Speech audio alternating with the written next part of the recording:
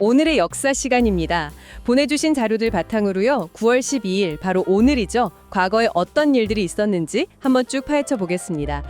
네, 한국사랑 세계사를 넘나들면서요. 흥미로운 순간들 같이 만나보시죠. 먼저 한국 현대사부터 가볼까요? 9월 12일에 있었던 주요 사건들. 1894년 오늘로 한번 가보죠. 이때가 청일전쟁 중이었고 일본이 조선에 대한 내정 간섭을 아주 노골화 하던 때였어요. 평양 전투를 준비하던 시점, 그쵸. 이미 경복궁 점령하고 친일 내각 통해서 갑오개혁, 그러니까 일본식 개혁을 강요하고 있었죠. 네, 맞아요. 근데 바로 그 시점에 외부 압박만 있었던 건 아니에요. 내부에서는 그 외세 침탈하고 부패한 권력에 맞서서 동학농민혁명 아시죠? 그 대규모 농민 봉기가 다시 한번 일어날 준비를 하고 있었거든요. 그러니까 일본의 군사 압박, 강제 개혁 요구, 여기에 맞서는 민중의 저항, 이게 정면으로 딱 부딪히던 정말 아슬아슬한 변곡점이었죠. 조선의 운명이 그야말로 그 긴장감이 확 느껴지네요. 시간을 좀 더 흘러서 1945년 오늘로 와보면요. 이번엔 미군정이 서울에서 행정통제를 본격화합니다. 여기서 미군정은 해방 직후에 38선 이남 지역 통치하던 미 육군 군정청 말하는 거죠. 네, 이들이 그 자주적으로 선포된 조선인민공화국을 인정 안 하고 직접 통치 체제를 만들기 시작한 날이 바로 오늘이에요. 이게 또 중요한 게 해방의 기쁨도 잠시였고 한반도 분단이 진짜 현실화되는 그 결정적인 과정 중 하나였거든요. 연합국의 일원으로 들어온 미군정이 우리 민족 스스로 국가 세우려는 움직임을 딱 막고 직접 통치에 나선 거잖아요. 이게 이후의 냉전구도 속에서 남북 대립이 고착화되는데 좀 상당한 영향을 미쳤다고 봐야죠. 자주국가 수립의 열망이 외부 강대국 논리에 이렇게 좌절되는 좀 안타까운 장면이죠. 그렇군요. 그리고 딱 3년 뒤네요. 1948년 오늘.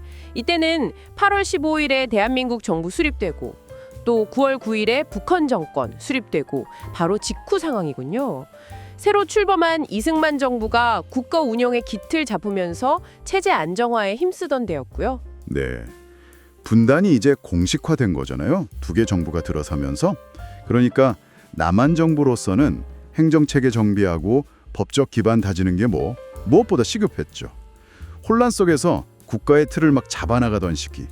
어떻게 보면 오늘날 대한민국 시스템의 아주 초기 형태가 만들어지던 과정이라고 볼 수 있겠네요. 가장 최근으로는 1987년 오늘입니다. 그해 6월에 있었던 전국적인 민주화 시위, 그 6월 항쟁하고 결과로 나온 6.29 선언, 직선제 개헌 약속. 그 이후에도 민주사회에 대한 열망이 여전했어요. 특히 노동자들의 권리 요구가 아주 거세게 터져 나오면서 현대차, 대우조선 같은 대기업에서 파업이 계속되던 날입니다. 네. 이 시기가 보여주는 건 그 6.29 선언이라는 정치적 합의만으로는 다 해결되지 않았다는 거죠. 시민사회하고 노동계가 일상에서의 민주주의 또 경제적 권리 신장을 위해서 얼마나 강하게 목소리를 냈는지 보여주는 대목이에요. 정치적 민주화가 사회 경제적 민주화 요구로 자연스럽게 이어지면서 한국 사회가 아주 역동적으로 변하던 그런 중요한 순간이었습니다. 네, 한국사는 잠시 접어두고 이제 세계사 속 9월 12일로 가볼까요? 이야, 정말 시대를 넘나드는 사건들이 많더라고요. 기원전 490년, 고대 그리스 마라톤 전투, 바로 오늘입니다. 아테네 중심의 그리스 연합군이 그 강대했던 페르시아 제국 군대를 물리친 전투죠. 네, 마라톤 전투. 보통 서양 역사에서는 민주주의의 상징처럼 많이 얘기되죠. 페르시아 침공을 막아서 아테네 민주주의랑 그리스 문화가 발전할 토대를 지켰다, 이런 평가가 많고요. 근데 또 흥미로운 건 이 승리가 가져온 자신감이 나중에는 아테네의 제국주의적인 팽창, 또 내부 갈등으로 이어졌다는 시각도 있어요. 그러니까 단순히 선악구도 이런 걸 넘어서 되게 복합적인 결과를 낳은 전주였던 거죠. 역사는 진짜 여러 얼굴을 가졌네요.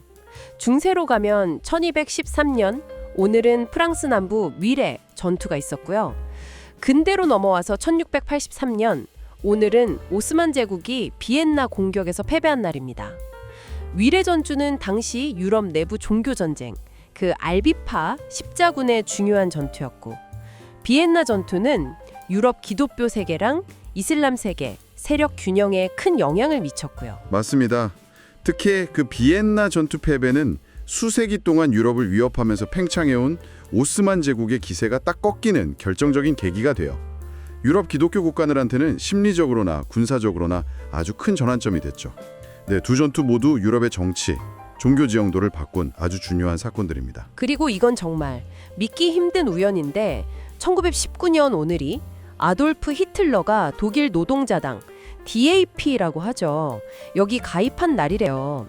이 당이 바로 나중에 나치당이 되는 거잖아요. 처음에는 군 정보원으로 당 감시하러 갔다가 오히려 그 이념에 빠져들었다니. 아, 역사의 아이러니네요, 정말. 여기서 진짜 좀 섬뜩한 건요. 당시 히틀러의 가입은 정말 아무도 주목 안 했을 그냥 아주 작은 사건이었다는 거예요. 독일 노동자당 가체도 그냥 수많은 작은 정당 중 하나였고요.